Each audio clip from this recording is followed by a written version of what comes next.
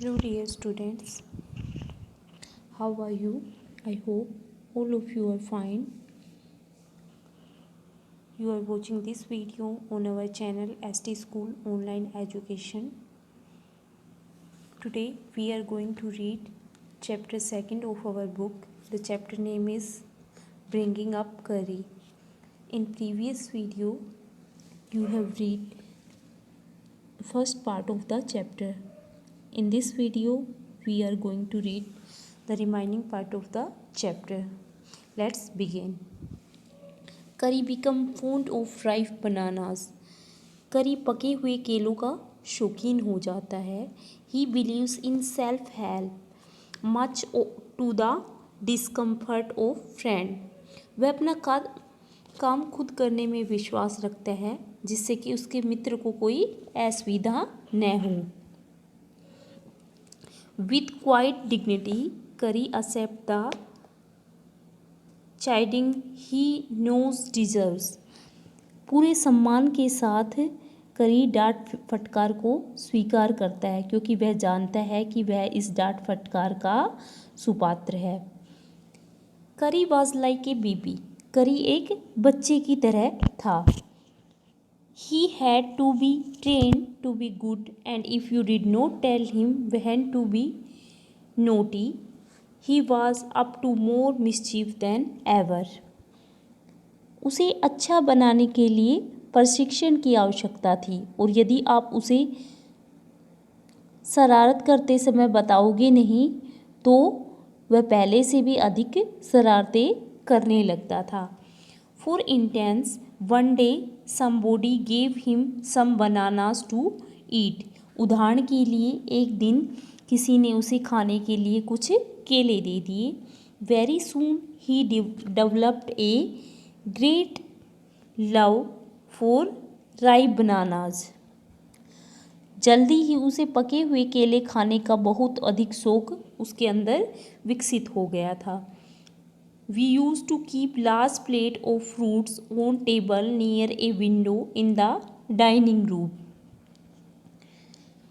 हम भोजन कक्ष में एक खिड़की के समीप एक मेज पर फलों की बड़ी बड़ी प्लेट रख दिया करते थे.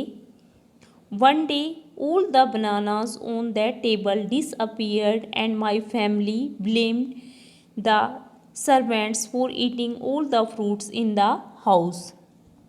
एक दिन उस मेज पर से सारे केले गायब हो गए और मेरे परिवार ने उन सभी फलों को खाने के लिए नौकरों को दोष देना शुरू कर दिया.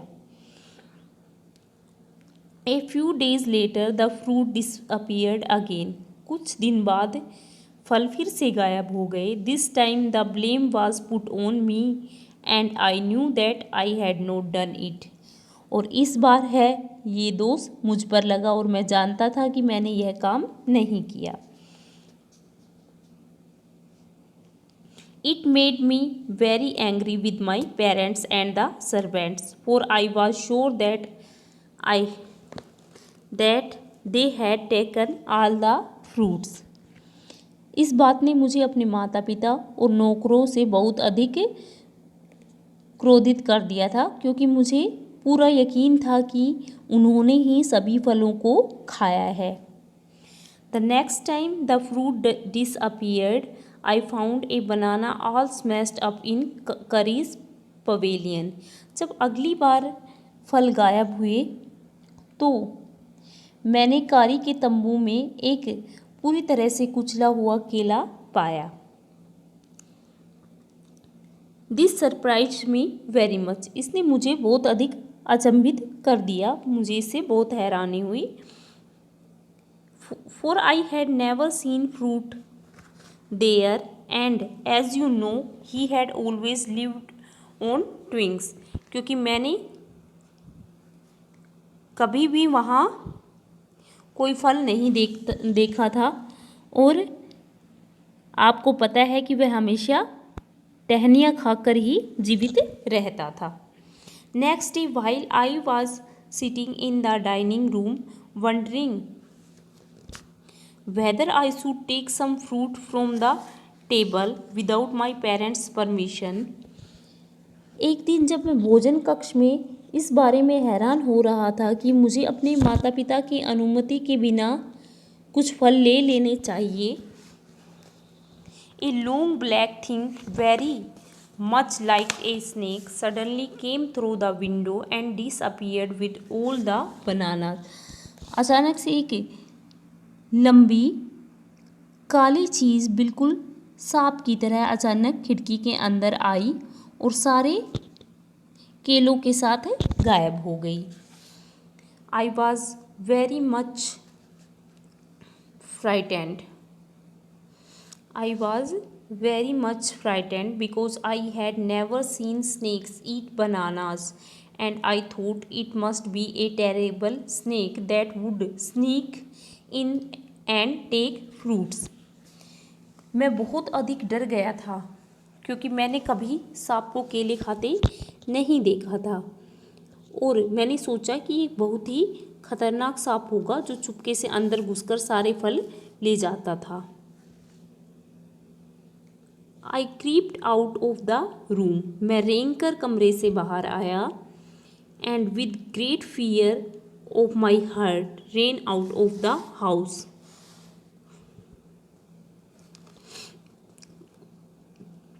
मैं रेंगकर कमरे से बाहर आया और मेरे दिल के अंदर बहुत अधिक डर के साथ मैं घर से बाहर की ओर भागा। Feeling sure that the snake would came back into the house, eat all the fruits and kill all of us. मुझे ये विश्वास था कि सांप फिर से घर आएगा, सारे फल खाएगा और हम सभी को मार डालेगा। As I went out, I saw Curry back disappearing in the direction of the pavilion. जैसे ही मैं बाहर आया, मैंने देखा कि तंबू की दिशा में कारी की पीठ गायब हो रही है। And I was so frightened that I wanted his company to cheer me up. और मैं इतना डरा हुआ था कि मैं अपना मन बहलाने के लिए उसका साथ चाहता था। I run after him into the pavilion. मैं उसके पीछे उसके बाड़े की तरफ दौड़ा। And I found him there eating bananas. और मैंने उसे वहाँ केले खाते हुए पाया। I stood still in astonishment that the bananas were lying strewn all around him. मैं हैरानी के साथ बिल्कुल सन्न खड़ा था और उसके चारों ओर केले बिखरे पड़े थे। He stretched out his trunk. उसने अपनी सूंड फैलाई and reached for one far away from where he was standing. और जहाँ वह खड़ा था उससे दूर पड़े केले को उसने उठाने का प्रयत्न किया। That instant the trunk एक सेकेंड।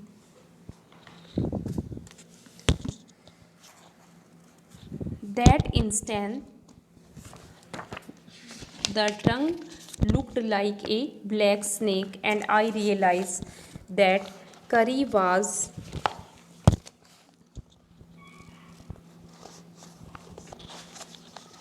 was the thief. जैसे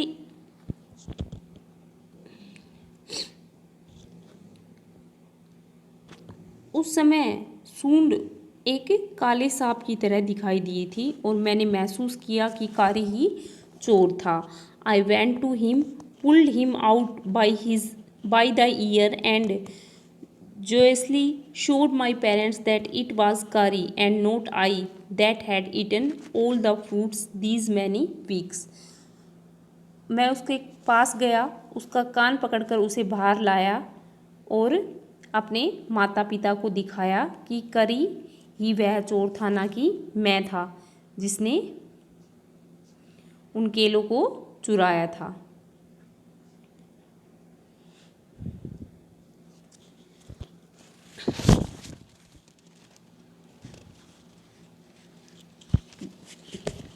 Then I scold him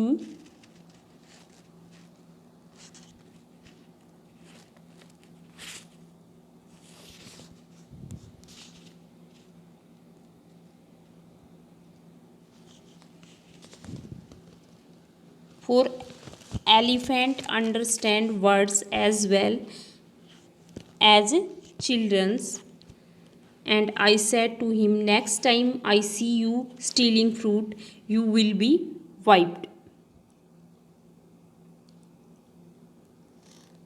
और फिर मैंने उसे डांटा क्योंकि हाथी भी बच्चों की तरह शब्दों को समझते हैं, और मैंने उससे कहा अगली बार यदि मैंने तुम्हें फल चुराते हुए पाया तो तुम्हें चाबुक लगाए जाएंगे।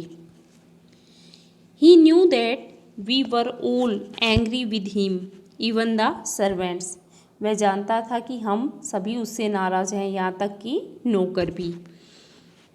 His pride was so injured that he never stole another thing from the dining room.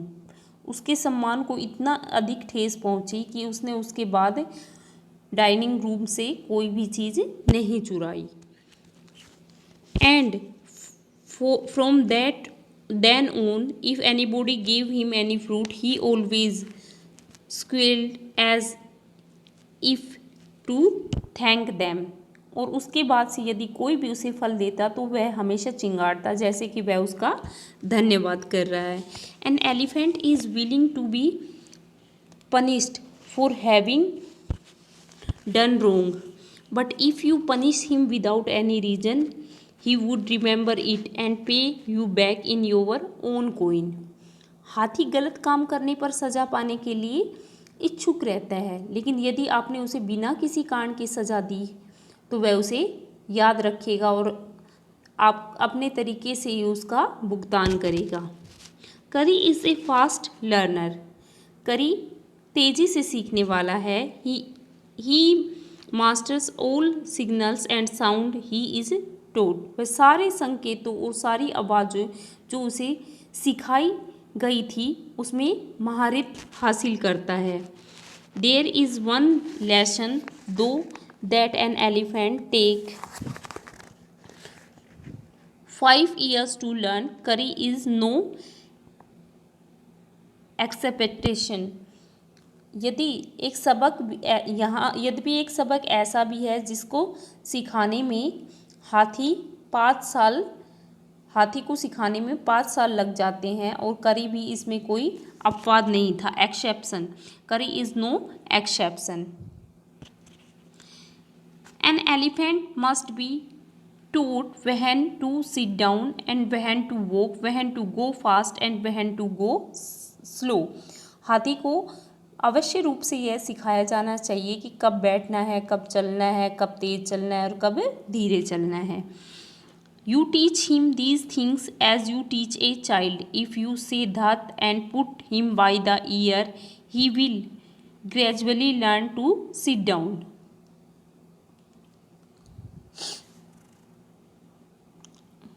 आप उसे ये चीज़ें ऐसे ही सिखाते हैं जैसे कि कोई किसी बच्चे को सिखाते हैं। यदि आप धत कहते हैं और उसका कान सीखते हैं तो वह धीरे धीरे बैठना सीख जाएगा। और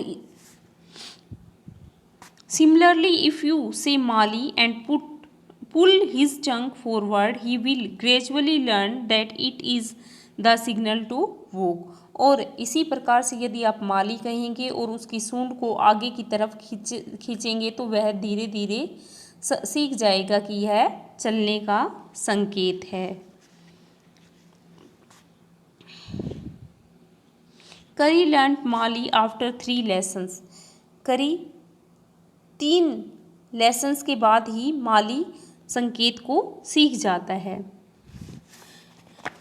but it took him 3 weeks to learn that. लेकिन धत सीखने में उसे 3 सप्ताह लगे। He was not good at sitting down, and do you know why an elephant should be taught to sit down? नीचे बैठने में वो इतना अधिक अच्छा नहीं था, और क्या आप जानते हो कि हाथी को नीचे बैठना क्यों सिखाया जाना चाहिए?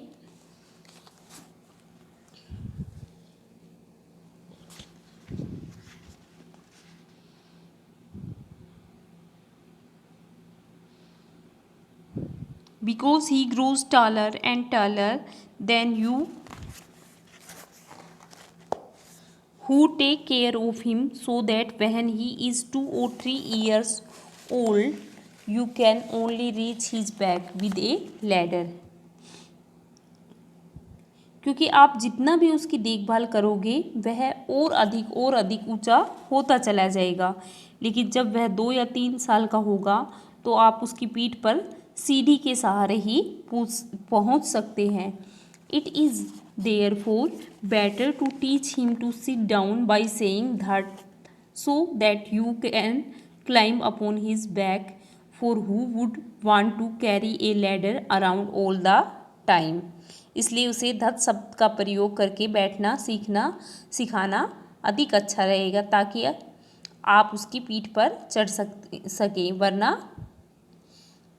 कौन पूरे समय के लिए सीढ़ी उठाकर घूमना पसंद करेगा। लैडर सीढ़ी। The most difficult thing to teach an elephant is the master call.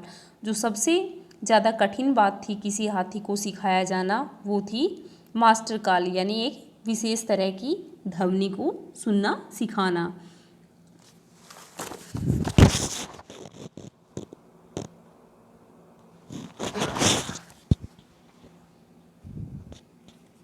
He generally takes 5 years to learn it properly।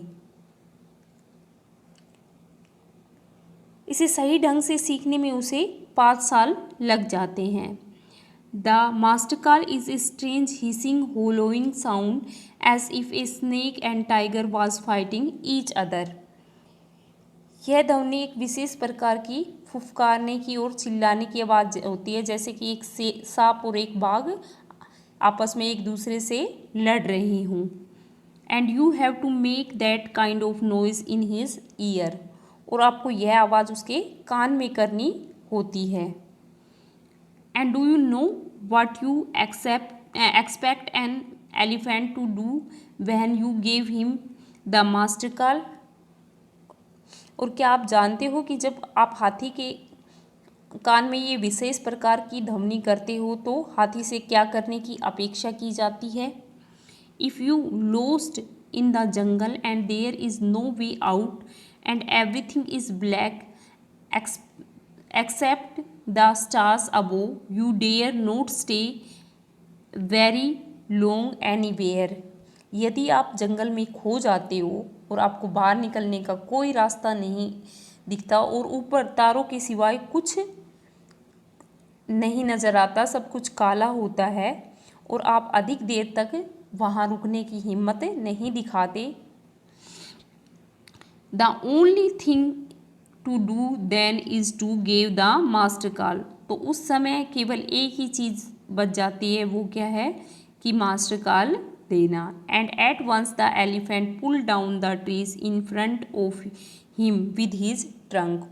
और उसी समय हाथी अपनी सूंड की सहायता से उसके सामने खड़े वृक्षों को उखाड़ना शुरू कर देता है। This frightened all the animals away. इससे सारे पशु भयभीत हो जाते हैं। As the tree comes crashing down monkeys wake from their sleep and run from branch to branch. जैसे ही टकराते हुए पेड़ नीचे आते हैं बंदर अपनी नींद से जग जाते हैं और वो एक से दूसरी टहनी पर भागते रहते हैं। You can see them in the moonlight. आप उन्हें मूनलाइट में चांद की रोशनी में देख सकते हैं। And you can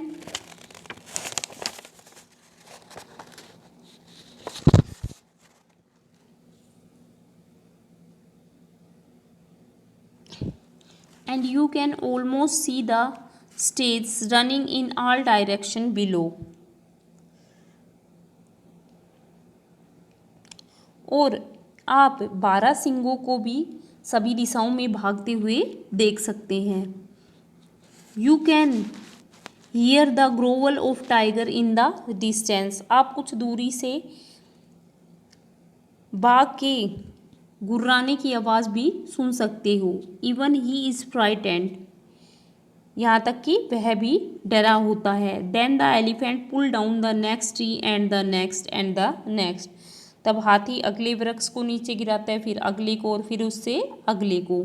soon you will find that he had made a road right through the jungle straight to your house.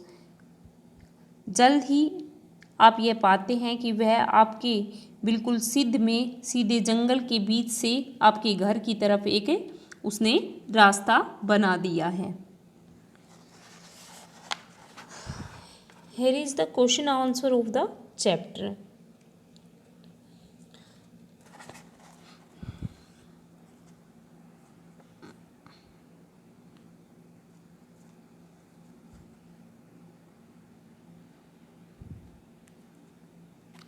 The first question is, the enclosure in which Curry lived had a thatched roof that lay on thick tree stumps. Examine the illusion of Curry's pavilion on page number 8 and see why it was built that way. जिस बाड़े में करी रहता है वह घास फूस की बनी हुई थी और वह वृक्ष के मोटे मोटे खंभों पर टिकी हुई थी। पेज नंबर 8 में का अध्ययन करके बताइए कि इसका निर्माण इस तरह क्यों किया गया था। The thatched roof of Curry's pavilion rested on thick tree stumps so that it could not fall in when Curry bumped against the poles as he moved about। जो करी के तंबू पवेलियन की जो छत थी वो घास फूस के से बनी थी और वृक्ष के मोटे खंभों पर टिकी हुई थी ताकि वह नीचे गिर ना सके जब कारी इधर उधर घूमता हुआ खंभों के साथ टकरा जाए। Question number 2 is, what did Kari enjoy his morning bath in river? Give a reason for your answer. क्या करी नदी में सुबह स्नान करने का आनंद लेता था? अपने उत्तर के लिए एक कारण दीजिए। आंसर इज यस, करी enjoyed the morning bath in the river. हाँ, करी मॉर्निंग बाथ का आनंद लेता था। He would lie in the water for a long time. वह पानी में बहुत अधिक देर तक पड़ा रहता था। फाइंडिंग गुड ट्विग्स फॉर करी टुक ए लॉन्ग टाइम। वाई? करी के लिए बढ़िया टहनियाँ पाने में काफ़ी समय लग जाता था। क्यों? The answer is the author had to climb all kinds of trees to get the most delicate and tender twigs. It took a long time. सबसे अधिक कोमल और नरम शाखाएं प्राप्त करने के लिए लेखक को सभी प्रकार के वृक्षों पर चढ़ना पड़ता था और इसमें समय लग जाता था। Why did Curry push his friend into the stream? करी ने अपने मित्र को नदी में धक्का क्यों दे दिया?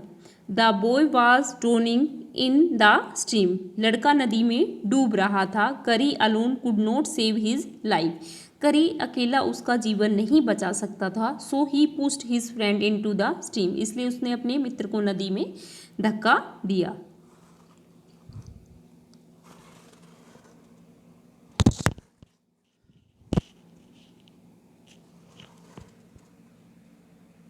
Curry was like a baby. What are the main points of comparison? करी एक बच्चे की तरह था। इसकी तुलना के मुख्य बिंदु क्या हैं? करी वॉज लाइक ए बेबी। करी एक बच्चे की तरह था।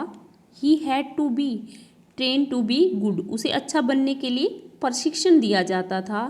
He was to be scold when he was naughty. जब वह शरारत करता था तो उसे डांटा जाता था। He stole fruit like a baby and at them up. वह बच्चों की भांति फल चुराता था और उन्हें खा जाता था। Question number 6 is, Kari helped himself to get all the bananas into the house without anyone noticing it. How did he do it? Kari घर में किसी को भी पता चले बिना सारे केले प्राप्त कर लेता था और वह ऐसा कैसे करता था? The bananas were placed in A plate on the table near the window. केले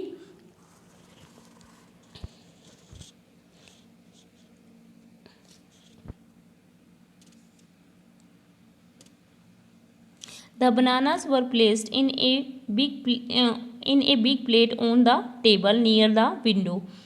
केले एक बड़ी प्लेट में खिड़की के पास रखे हुए थे। करी put his trunk inside the house through the window to the bananas and disappeared with all the bananas। कारी खिड़की में अपने सूंड केलों तक करी ने खिड़की में अपनी सूंड केलों तक पहुंचाई और सारे केले लेकर वो गायब हो गया।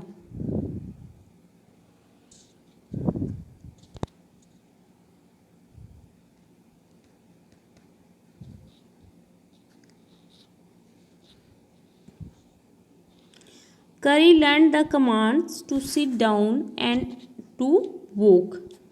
What were the instructions for each command? कारी को बैठने और चलने के आदेश करी ने सीख लिए। प्रत्येक आदेश के लिए क्या निर्देश थे? If you say धत and pull his ear, then कारी will sit. अगर आप धत कहते हैं और उसका कान खींचते हैं तो करी बैठ जाएगा। If you say Mali and pull his trunk forward, करी विल वॉक। यदि आप माली कहते हैं और उसकी सूंड को आगे की ओर खींचते हैं तो वो चलना शुरू कर देगा। What is question number 8, what is the master call? Why is it the most important signal for an elephant? Master call क्या होती है और हाथी के लिए इस संकेत को सीखना सबसे महत्वपूर्ण क्यों होता है? The master call is a strange hissing howling sound as if a snake and tiger were fighting each other. Master call एक विशेष प्रकार की फुफकारने और चिंगाड़ने की आवाज़ होती है जैसे कि एक सांप और बाघ आपस में लड़ रहे हों। You have to make that kind of noise in the elephant ears. आपको यह शोर हाथी के कान में करना होता है। Hearing this call the elephant comes to know that his master has lost the way. इस आवाज़ को सुनकर हाथी को ये पता चल जाता है कि उसका मालिक है वह रास्ता भटक गया है। Then the elephant starts pulling the trees in front of him and make a road right through the jungle. तब हाथी अपने सामने के पेड़ों को गिराना शुरू कर देता है और जंगल के बिल्कुल बीच से रास्ता बना देता है।